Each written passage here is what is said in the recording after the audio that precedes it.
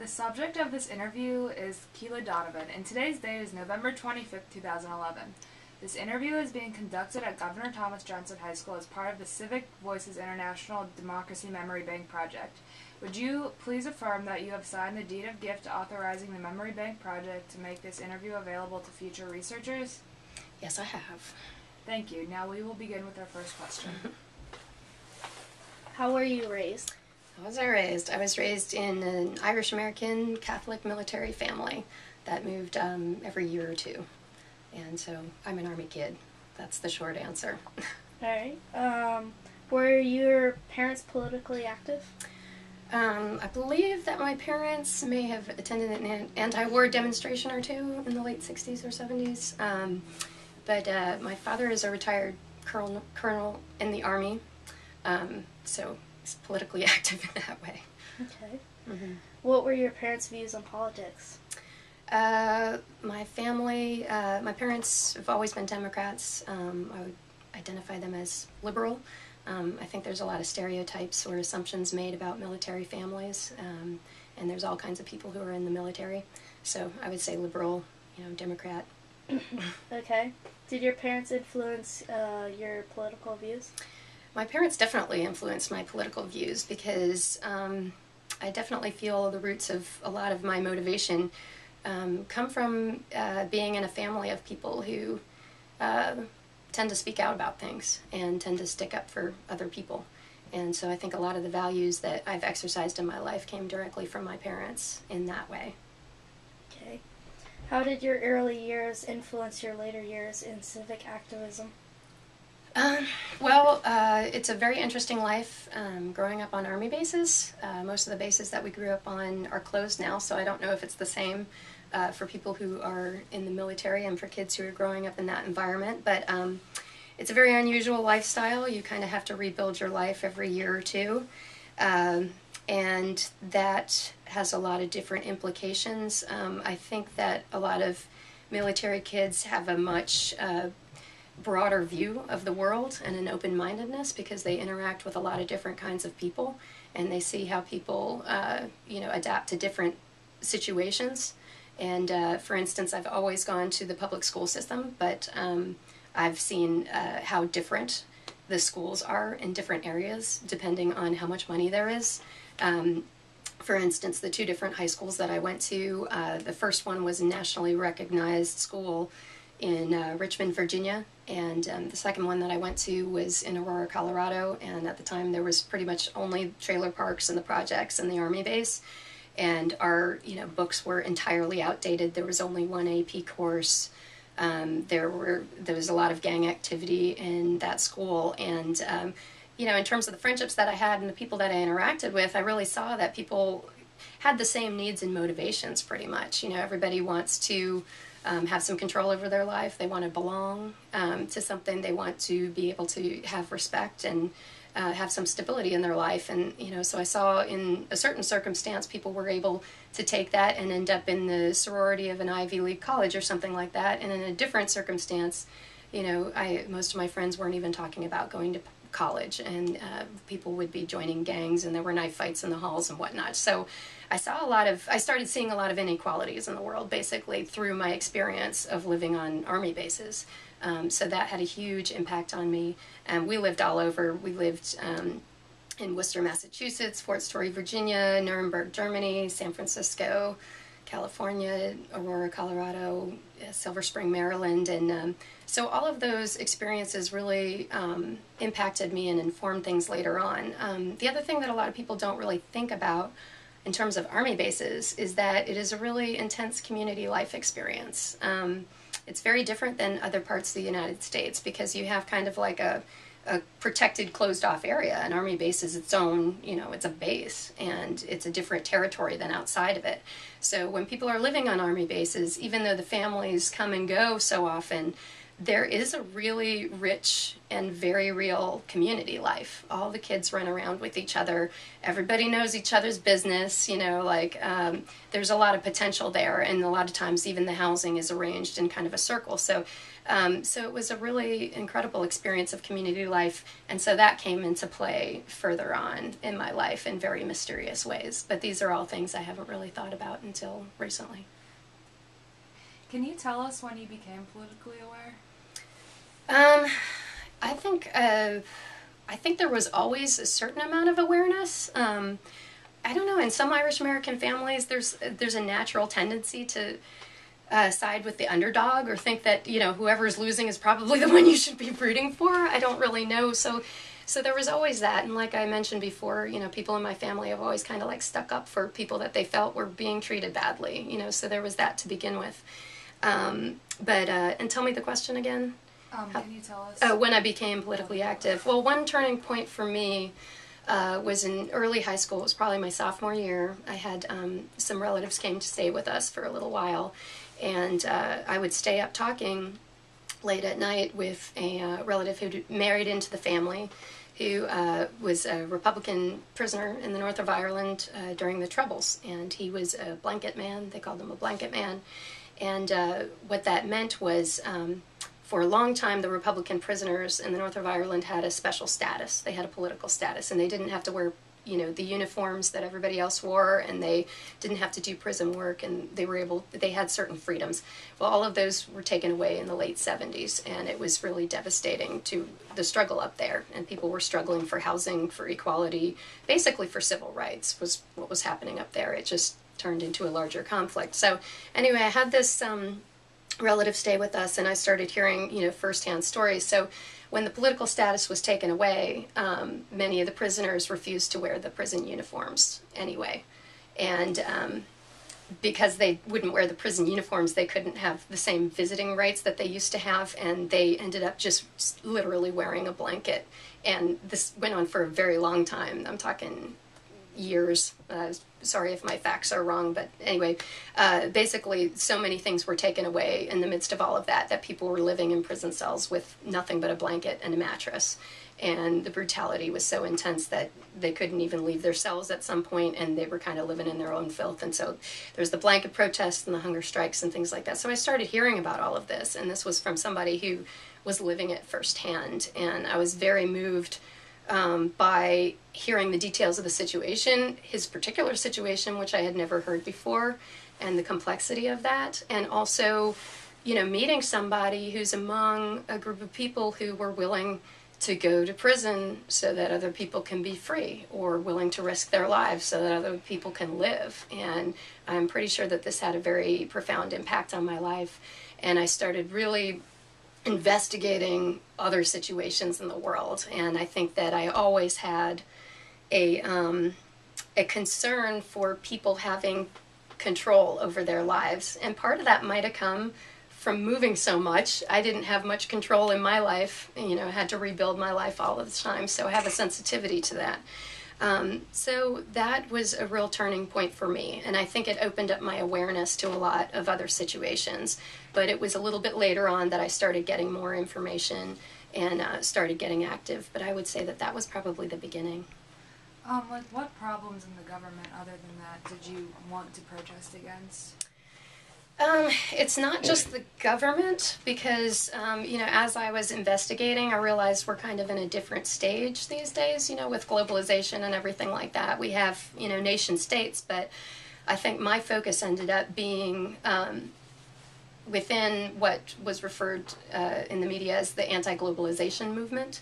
But a lot of people have issue with that term because what we're really working towards was a different kind of globalization. And so I became more engaged after the Battle of Seattle that happened in 1999, and that was when they shut down the World Trade Organization meeting in Seattle. And so I just, I don't know how in depth I'll get into all of that movement, but basically I feel, I started to feel that this wave of imperialism, this is where it's happening, is with corporate globalization. So I can get into more depth with that a little bit later, Okay. hopefully. Did you look up to anyone taking action? Yeah, once I got involved, and when I was talking about my initial, story of my mind opening up, I definitely started having a lot of respect for people who had courage and the wisdom, to be strategic and who were willing to dedicate their lives to improving the world, even if it didn't earn them any money or even if it disrupted family relationships and things like that. I mean, I can explain a little bit more about how I ended up in that phase of things. What was the question again? Who you looked up to taking action? Who I looked up to. Yeah, well, it's just so funny that so much of it comes back to family because I ended up reconnecting with some family who lived in Boston while I was living in New York. And they were counselors, and they're also anarchists. And they had huge documentary video collection and book collection and all of this information. One of them was active in the 60s and 70s and identified as a hippie back then. And so I just started devouring all of this information. And, I started really gaining appreciation for all of these individuals who contribute in their own ways to a movement. There's kind of a mythology that, one person it sparks an entire thing when usually there's networks of people that are engaged in something like that. So it was during that time when I was exposed to all of that information that I really started to gain an awareness of, there's so many things going on in the world that I didn't know about and that were really upsetting to me, or hearing the story from the people's perspective rather than the perspective of the history books and television and the movies. That doesn't really tell you the whole story a lot of times. So I think when that happens with people, that was an environment where I encountered all of this information. And some people, it might happen in a cafe or something like that. But here was a place that just had books and videos, and it really changed my life. So when I started being aware of all of these things, what happens is you want to do something about it because otherwise you just want to hide under your covers and cry. And so I definitely wanted to start getting involved. And, like I said, when the Battle of Seattle happened, I was in New York, and I started going to meetings of the Direct Action Network, which were at the time being held at a community center called Charas El Bohio in the Lower East Side. And that had been around, it was a squatted school, it was an abandoned school that had been taken over by activists in the late 70s. And imagine having an entire school of classrooms that you could do whatever you wanted with at any point in time. So it was available for the community for whatever they needed it for. And I'm talking about this because it relates to my project later, our project Firestorm Cafe and Books, because this was the first time I really saw the power of having a community space that was built differently. So Charas El Bohio, the first time that I ever went there was actually for a theater rehearsal in one of the rooms, but it's also where Direct Action Network happened and everything like that. So the organizing happened there. So I plugged into logistics organizing and started taking on tasks for a lot of these different mass mobilizations that were focused on the World Bank and the International Monetary Fund. And so I went down to DC for what they called A16, which was a big protest against the IMF and the World Bank, and there were a number of different protests that I went to. But that's when I really started getting more actively engaged and gaining the skills that I needed to learn how to be a good organizer. How did you hear about the protests and the problems? Yeah, well, I explained some of it was through, just the background was through having people that had that information. When I first started hearing about the mass protests that I ended up being engaged with, it was through the corporate media, but at the same time I knew enough people at that point that I was getting information through alternative media like the Indie Media Network. So at that time I started seeing that what was being shared in the corporate media was very different than what I was hearing from people who were actually there on the ground. And so I really started seeing, oh, okay, you know, there are financial interests behind the media too, and they're going to be presenting the information in a certain way, you know, so that raised my awareness. So I started trusting more networks of people, the indie media networks and different things like that, to get my information about what was actually happening in the world. With your opinions on that, who did you share that with? My opinions on all of these things. Well, I will definitely be honest, this was a period where I wasn't in touch with my family very much, and I was just kind of exploring things on my own, so I was very much engaged with the other people who were organizing, and those were the people that I was talking to. I mean, when people are recently politicized, a lot of times too, they do want to share that information with everybody. They want to tell everybody and get them charged up, so I would bombard people with emails and newspaper articles, and a lot of people didn't really appreciate it. So, but I guess early on I kind of shared it with everybody, but it ended up causing so many problems in my life that I was like, okay, I just, you know, the people that are already engaged are the people that I identify with, and I'm not going to have, you know, so really focusing in that way. Who or what inspired you to take action? Take action. Well, I talked a little bit about that already, but I can talk about what sort of took things to the next level for me, which was probably the Republican National Convention in the year 2000.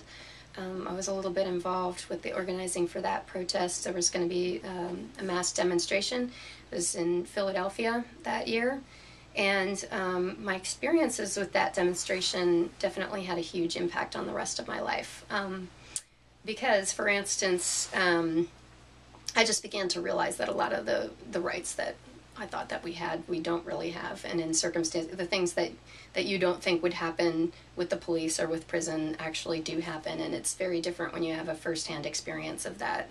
It can definitely have an impact. So, a Republican National Convention in the year 2000, for instance, the warehouse where we had made all of our puppets and banners was, they claimed that there were weapons inside. There weren't any weapons inside, but they raided the warehouse and they destroyed all of our puppets and banners and arrested, I think, 420 people on the street that day. But basically they actually threw our puppets and banners into a trash compactor in front of a lot of different activists. So they robbed the protest of its message, and it just kind of looked like chaos on the streets. And I got arrested along with, like I said, another couple hundred people. And for instance, we were held in the roundhouse for 3 days without any access to a phone or anything like that. That wasn't something that I thought would happen. We had 7 women to a cell in 13 cells, all facing the same direction. We had lights on 24 hours a day, hardly had anything to eat. People were losing their minds. So part of it was, the treatment that we had, and realizing that once you are locked up, you really don't have a whole lot of power over your situation. But there were also a lot of incredibly empowering things that happened during that experience. For instance, one of the big things that I'm involved with is consensus process, decision making, which is a more horizontal process of decision making where everybody who's affected participates in it. Well, we were able to organize a consensus process meeting right there inside the roundhouse with point people in each cell and passing messages back and forth and different things like that. We did a certain amount of jail solidarity. We refused to give our names. That didn't actually work in Philadelphia because they have room for, I think, over 7,000 prisoners. And so they were like, you can stay as long as you want to, no problem. So we got a lot deeper into the system than we expected to. And actually something that happened to me in there ended up in a recent book by a friend, where I was accused of picking paint off of the wall of my cell and put into basically solitary confinement and cut off from contact with the rest of the people I was in there with and with the outside world. And it was a ridiculous scenario, but I just realized I was very powerless in there, and somebody finally bailed me out and got me out of the system. But the people that I met inside and that entire experience of what's actually happening in the prisons changed everything for me, and has affected the way that I view a lot of things that have happened since. So that was definitely a turning point for me. What other experiences would you like to share, and how has that influenced your activism? Yeah, there are a lot of other things that I've been involved with that each had their own contribution to the work that eventually I did. I met a lot of people during the RNC that I ended up working with later. And the next thing I was involved with was the third summit of the Americas, which happened in Quebec City, Canada. And that was another mass protest with tens of thousands of people. And there was such a movement of mass protest against these meetings. The way that I would explain the main issue with shutting down these meetings is, these meetings were closed off to people involved in politics and money, and they were making a lot of decisions that affected all the rest of us, and we weren't allowed to be involved. So that was the main impetus for people protesting these things, is like, if we're going to be affected by these economic decisions, we want to be involved. And they shut us out. So in Quebec, they actually literally built this huge wall around it, a huge part of the city, to try and keep the protesters as far away from the talks as possible. And so when I went up there, and it turned into, pretty much an all-out battle, and some of the activists actually breached the perimeter and got into that area that was closed off, and there were all kinds of antics that happened at that time. There was a catapult that launched teddy bears into there were all kinds of different tactics for that. That was an incredible protest. But anyway, we breached the perimeter, and once people got into that circle of power, it seemed to me nobody really knew what to do. And it's like, okay, well, if we're trying to take back power, we need to prepare for success. We need to know what this world is going to look like if that's what we don't want it to look like. So that is what that experience really did for me, protesting the FTAA in Quebec. I was like, you know what? I want to be building some positive infrastructure at some point that gives an alternative. And I want to prepare for success. And then shortly after that, I needed to take a break from activism to deal, with my own internal stuff, because it's easy to, act out your stuff in activism. And so I ended up getting a one-way ticket to Scotland and wandering around for a little bit, and taking a meditation workshop for a little bit.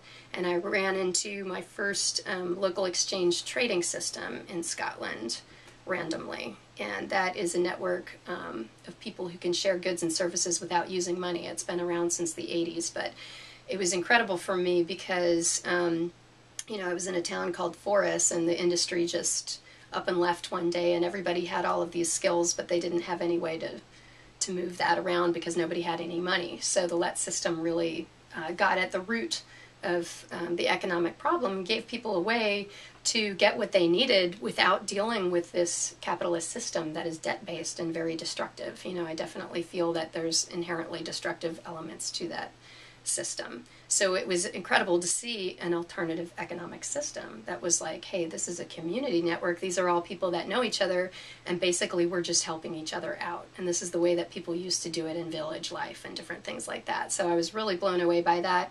And we eventually in Asheville started a local exchange trading system. It's called Asheville Lets, and I may or may not talk about that later. But so that happened in Scotland, and that was really huge for me. I was also near a place called the Findhorn Foundation, which is like, it's an intentional community. It's kind of a new age community. It's been around since the 50s or 60s, and it's a bit of a wacky place. It's actually, I think, where the eco-village movement began, and it's where I first learned about permaculture, which is, it is mostly a philosophy that is about designing human systems that reflect the natural world. And so there are permaculture principles that I learned about that I ended up applying to some of the economic work that happened later. So anyway, the longer that I was involved with things, the more I realized that the roots of conflict and pain in most places is actually economic, and that people around the world, it's not always that they're fighting over the Bible or whatever. When you really look underneath, there are people that are being controlled by policy, and there's economics underneath it, whether people are being controlled and taken off their land to get natural resources or anything like that. So my journey in Scotland was pretty amazing in that way. So in the midst of that, while I was in a wonderful meditation workshop, September 11th happened, and I saw the images of the towers on TV once, and it happened to be right before we went into 3 days of silence and meditation. And so I didn't even know if my friends were okay or anything like that. But September 11th, I just had the feeling that would change, everything. I mean, the world definitely changed at that time. And one of the things I was concerned about was because the whole terrorism aspect at the time, that there would be a huge crackdown on any kind of activism or dissent in the United States. And that was really what was happening in the media at the time. They were just pumping out the patriotism. Everybody was so shaken up by what happened, and for a moment it was like, well, what's wrong with this world and what can be done with it, But because of the media, everybody was just like gung-ho patriotism. And so when September 11th happened, I just really felt like I needed to go back to New York. And so I did go back to New York, and it was at the time where, I went down to Ground Zero when it was still smoldering, and there were shrines all over the place and missing posters. It was just an incredible, it was just a very strange time, and everybody in the city was traumatized, including a lot of the organizers that I knew.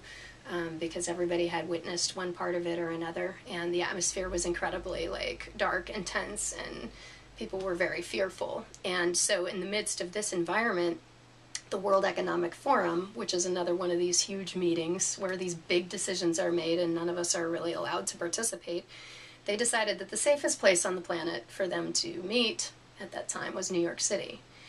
They were meeting in Davos, Switzerland, and they got pretty much kicked out by mass protests there.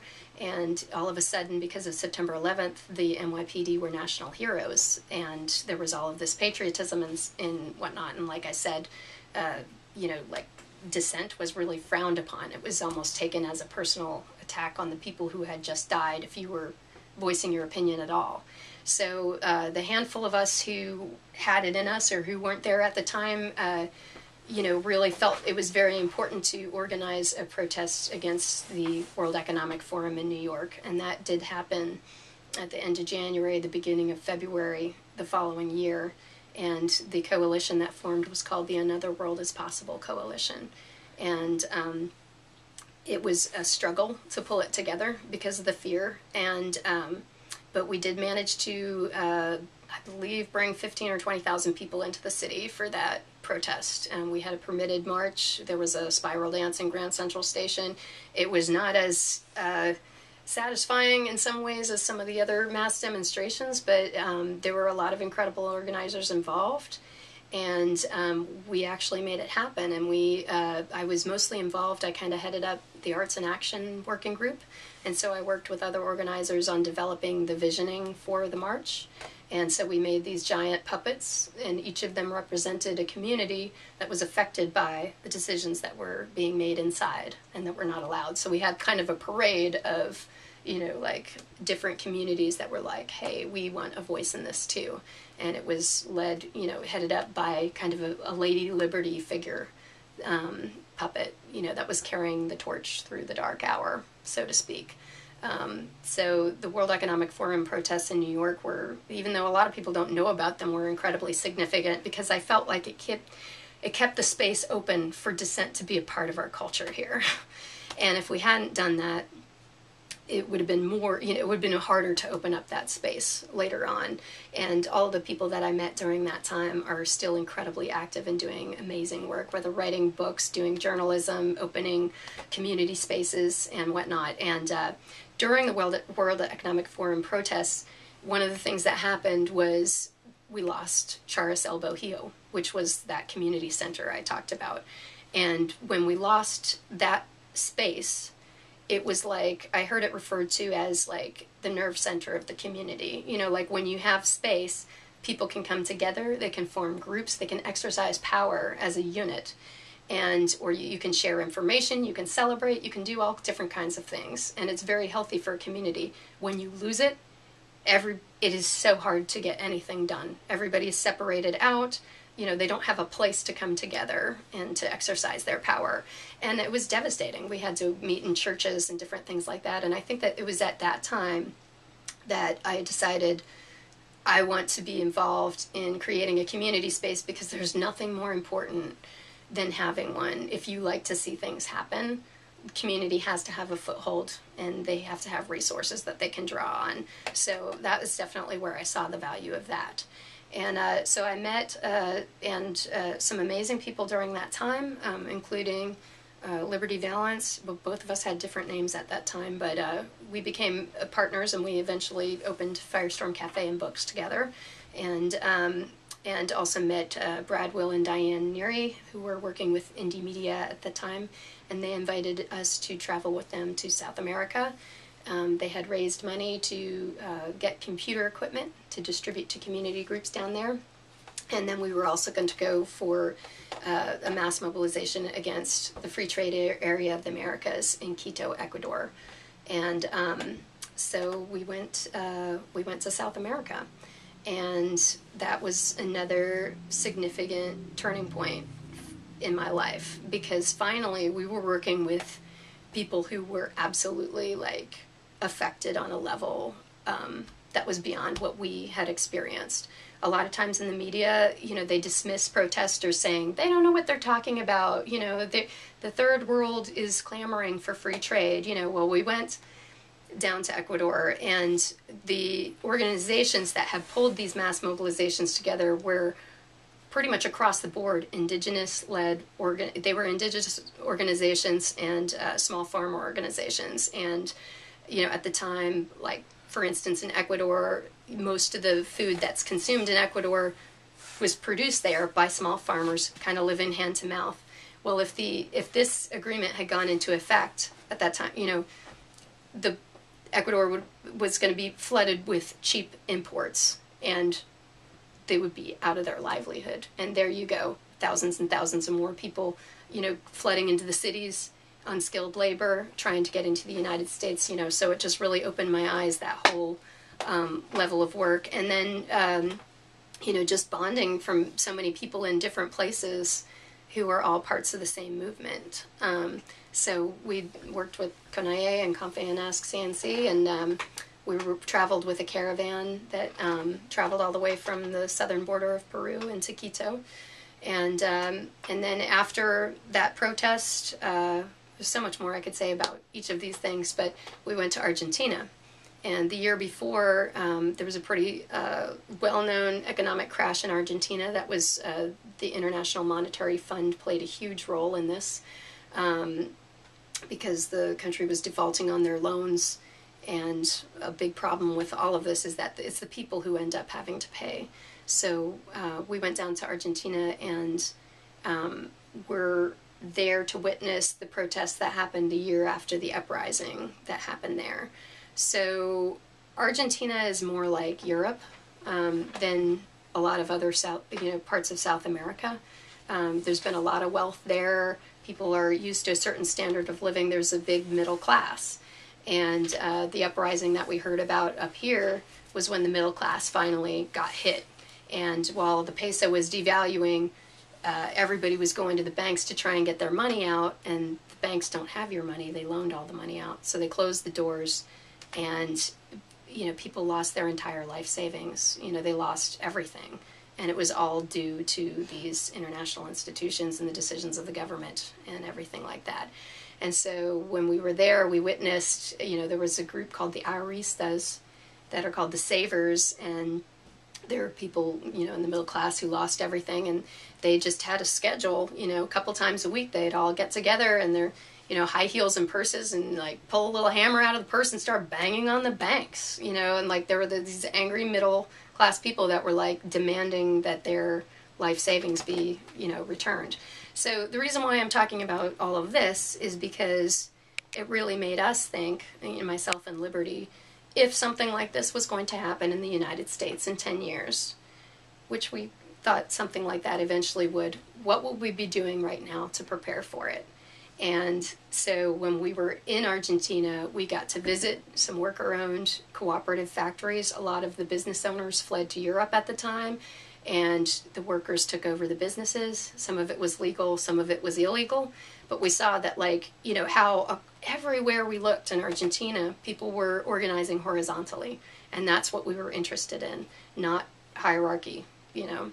And so we just saw people, using that kind of process everywhere and trying to meet each other's needs. We saw barter networks, so that is where we decided, all right, we're committed. We're going to be opening a community space that's going to be worker-owned and self-managed without hierarchy, and incorporate that into our model. So every step of the way, there are bits and pieces of the work that we did later on. And that's what happened in Argentina. And we also stayed at an eco-village, which was getting a lot of attention at that time because, when the economy starts falling apart, then all of a sudden people get really interested in how do I grow my own food and trade with my neighbors so that I can survive. So that definitely had a really huge impact on us too. And then we came back to the States, and we were in the DC area, and there was an info shop that was in Baltimore called Black Planet Books, I think was the name of it before. An info shop is like a radical bookstore. Usually it's volunteer run, and they're usually looking for cheap rent, so sometimes it's in a dangerous neighborhood and only politicized people go to it. But what had happened with Black Planet is they changed it into a business model. It's kind of a hybrid business model. They became Red Emma's coffee house bookstore in Baltimore. And so this Red Emma serves as a part community resource center and part business. So they have a cafe bookstore to bring in the money, but they also offer free internet, and anybody can hang out there, and free wireless. And so we went to visit Red Emma's when we came back to the States, and I remember when I walked in, they had just pulled down a movie screen and started projecting this documentary called Harlan County, USA. It's about a famous strike, I think in Kentucky. And I saw this kid who was just kind of a yuppie college student, and he was on his laptop using the free wireless because that's what they provided.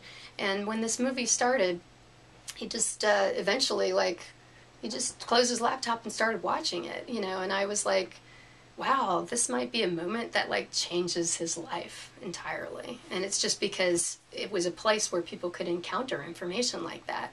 So we were so excited because we want to have a space like that where lots of people come through and they encounter other people and other ideas, just like what happened with me, and having a bunch of documentaries in the right place at the right time. We don't want to have the information just for people who are already thinking that way. We want it for everybody, and we want a place where people can dialogue about things like that. So so that was really the final part of it, was deciding that we were going to probably work off of the model that was at Red Emma's bookstore coffee house in Baltimore. And yeah, those are some of the things that I wanted to share. Okay. Well, when and why other reasons did you open Firestorm Cafe?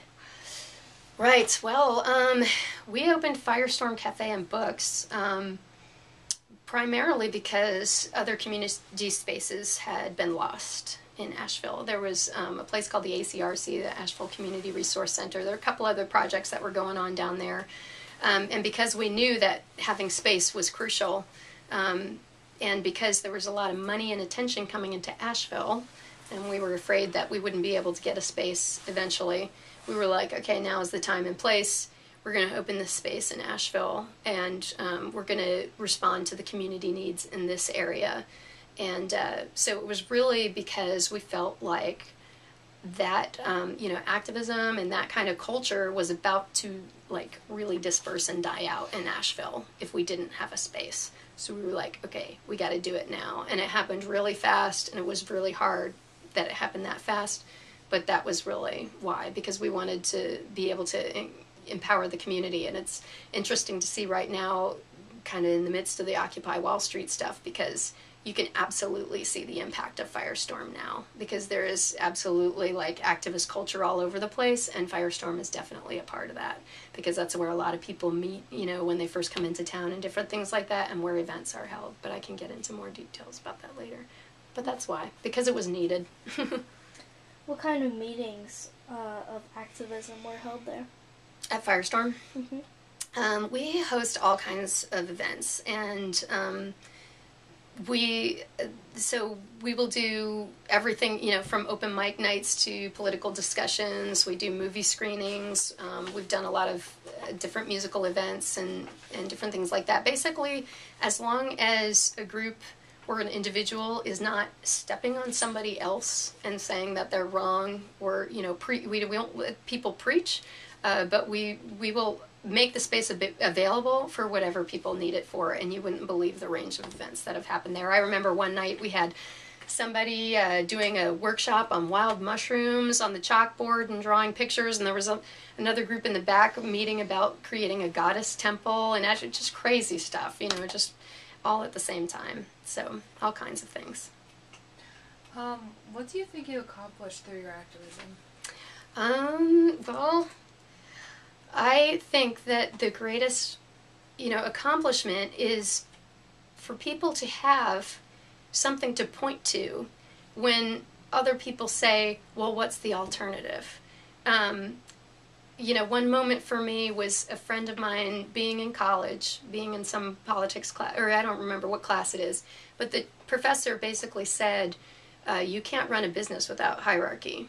Something like that. I don't know why this teacher said that. And my friend raised his hand and said, actually, that's not true. There's a place downtown that operates, by consensus and whatnot, and is worker owned. And somebody else in the class said, oh, are you talking about Firestorm? And so that was the moment for me that a student got to tell their professor, no, you're wrong. There is a living, working example of this happening downtown. And that has come up very much lately, to be like, yeah, we've got our flaws. It's not easy. It's a struggle. But we have Firestorm Cafe and Books. It's a worker-owned cooperative, community venue that's been open for over 3 years in a terrible economy. It has survived so many businesses around it because of the model. And the atmosphere in there is completely different than in any other place downtown because our values are different. We don't even, you don't have to spend money to hang out at Firestorm. And then with the LET system too, the Asheville Local Exchange Trading System is another, functioning example of an economic system that works differently than national currency, that is actually more mutually beneficial to everybody involved. How do you measure or define success in your civic engagement? Yeah, I think that's a really important question because I don't really think a lot of people take a lot of time to assess whether they're successful or not. And a lot of times we don't even take the time to celebrate the victories that we have. What's hard is it's not always tangible. Like for instance, the impact of Firestorm, it's all over the place in so many people's lives, like, all of the people that we know. I'm just rambling a little bit, but I mean, the fact that we've been open for over 3 years in a terrible economy, I think, is an obvious sign of success, and that we haven't changed our basic structure in that amount of time is success. And like I said, I think that we have absolutely contributed to having an activist culture in and around Asheville. How has your choice to become engaged changed your life? It's been a part of my life for so long that it's hard to even answer that. It is. I think that for a lot of people, it changes your relationships with the people in your family. People don't always understand what you're doing because if it's outside of the norm, it makes people nervous a lot of the time. It's different now. It's a little bit different now, but kind of when we grow up with certain structures around us, we think that that's all there is. And when you critique it, it makes people nervous. And if you're trying something new, it makes people nervous too. And so it's hard. So it can disrupt some relationships and yet strengthen other relationships, and you can feel bonded with people on the other side of the planet who you've never even met. And yet, people who are in your own family have no idea what is motivating you. What would you say you're most proud of? My most proud of? In terms of my activism and organizing, I'm definitely most proud of Firestorm Cafe and Books. Yeah. Right. Looking back on your engagement, what principles would you say you were fighting for? Mm-hmm. Well, I mentioned before, I'm not somebody who was ever really interested in economics. I find it all very boring, so it's kind of weird that I ended up working with economic projects. I mean, there's social projects as well. So was it about values, or so can you restate the question? Like what What was I fighting for? Yeah, what were you fighting for? Absolutely, economic alternatives and getting to, and also the thing that has motivated me most is just, there's environmental stuff, there's animal rights stuff, but certainly, personal and human liberation struggles. I want people to be able to be free to, make decisions and create their lives the way that they, want them to be. And what I feel that we've gained with Firestorm is a tiny space where things can operate differently. And if I can explain real fast, opening a cafe bookstore, like, obviously we live within a context. Like, we have laws, we have all of these structures that we have to deal with. Like, we have to pass all our inspections. We have to make sure everything is legal, above the board. So I view that as, like, an interface with a world that, like, largely we don't want a lot of those structures anymore. So we just, like, cross our T's and dot our I's with that and make sure that we have this space protected. But it's our space. It's 2,100 square foot autonomous zone is the way that I think about it. And for me, that's the biggest treasure that we've been able to achieve, is we have our own ways of operating in there, and they're very different than what happens outside of it. And the piece of that is most important to me, and maybe in reality, within Firestorm, this is the thing that I'm most proud of, is that we have our own, I guess you would call it an alternative justice system, although I don't like the word justice, but we had a lot of problems to deal with because, people don't need to spend money to be there, and we offer free internet and everything. There was a lot of facilities being taken away from the homeless population in Asheville at the same time that Firestorm opened. So we really got flooded with, like, a huge homeless community within our space, to the point where, like, we weren't going to be financially sustainable. So we had to maneuver through, like, how can we balance our goals? How can we deal? And we had a lot of really bad activity happening in there too. There was drug dealing and stuff. I mean, you wouldn't believe the things that we had to face during that first year, and we had to solve all of those problems, keeping our principles intact. And for most of us, that meant we did not want to discriminate against people. We did not want to kick people out, indiscriminately. We had to create our own process, and we had to do it as a group. And I'll tell you, we got through that entire first year, and I think even up until this point, like, without ever calling the police. We dealt with it face to face with people, and even, the conflicts with the business neighbors and everything like that. So we created a process. Also with a business, usually you have one owner, and they call the shots. Well, we had 12 owners, and we had to share information. So we kind of developed our own process where, for certain things that we would find to be too damaging or unsafe in our space, people would be giving warnings. We would all share information, and they'd have a chance to change their behavior to fit into the space. And a lot of people who were given warnings were used to being kicked out of other places outright without even being let in at all, So we had a process. You get given a warning, you can fit in. If it's anything really intense, people can get unwelcomed altogether. But each time we would give them a card and say, if you feel like this has been done wrongly or you want to talk to the group, we meet on Sundays, you can come talk to us. And if you want to be able to come back in. And a lot of people took us up on that. And it's some of the most, it took the most energy, but it's also the reason why Firestorm is so different than every other place downtown, because there is that direct dialogue. We don't point to a sign on the wall and say, because that's the way it is, it's the law. We don't have a written law at Firestorm. We have community, and we have things that are okay with the community or not. And so to be able to have that is really remarkable when you think about it, especially when you think about dealing with very intense things. That's another thing I hear people being skeptical about. You know, like, oh, well, if you didn't have the government and the police and everything in prisons, what would you do when you have drug dealing or conflict or people, you know, being disrespectful to, you know, or weapons, or, you know, we've dealt with that at Firestorm. You know, like, we've dealt with a lot of those things, and we were able to do that, keeping our principles intact. And I have no idea what your original question was, but I guess it probably doesn't matter. It was a good one, though. It got me talking for a while. What would you want to get the younger generation involved? Of course, absolutely. I mean, I just feel it's so inherent, you know, just in being human, to want to influence your environment, and that's all that this is. You know, it's like, hey, we are actually a lot more powerful than we think we are as individuals and as groups of people, and it's not scary, and the more people get involved, the less scary it is, and the more you can do. So absolutely.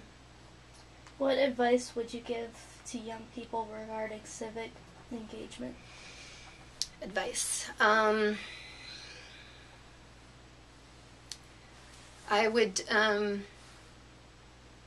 I would say to be very aware, to do enough internal work, you know, on yourself, that you don't mix up your personal stuff with your activism. I think that one of the things that concerns me the most, especially with people who tend to have that fire in them, is we don't take care of ourselves. And it's really hard for people to work together when everybody is really driven, but they're also struggling with their own stuff and not getting better. You know, so like, and that's just in general, we can all react to each other. So I would say take care of yourself. You know, there's definitely cycles of burnout that happen, and sometimes you just can't take care of yourself. But in general, we need to really be looking at, you know, all of us need our own alternative mental health. It's not like, oh, there are some crazy people that need this or that. It's like, no, we all struggle with things. We all go through transitions. And I feel like that's a really important thing for people to be aware of when they're first getting involved, is just to learn how to take care of yourself, and to be aware that there are groups that take advantage of newly politicized people. There were times when I was involved with things where I didn't realize there was a bigger agenda. So definitely be cautious and try and be wise in each decision, and try and be strategic. Like, you know, choose your projects and your actions carefully. Put everything you have in it, and just want to win. You know, it's not about resistance all the time. It's about like, no, we're going to actually start building this new world, and, you know, try and deal with the resistance stuff, but also deal with the positive infrastructure. And I would also say, you know, take some time to, you know, try and make a significant contribution maybe before you have a family, because it's or while you're having a family. But I would like to see this kind of work be a little bit more sustainable, so that it's not only young people that are involved in organizing. And, you know, for instance, I'm 37 and I'm still incredibly active, and a lot of the people that I know are, but a lot of times people just get involved and they're in high school and college, and it's a phase, and then, you know, but, you know, I would like to see people in it for the long haul, so you got to take care of yourself while you're doing it. What qualities makes a good activist? A good activist, of all of the things that I am most proud of and satisfied in my life, like, have taken huge amounts of patience and persistence and courage.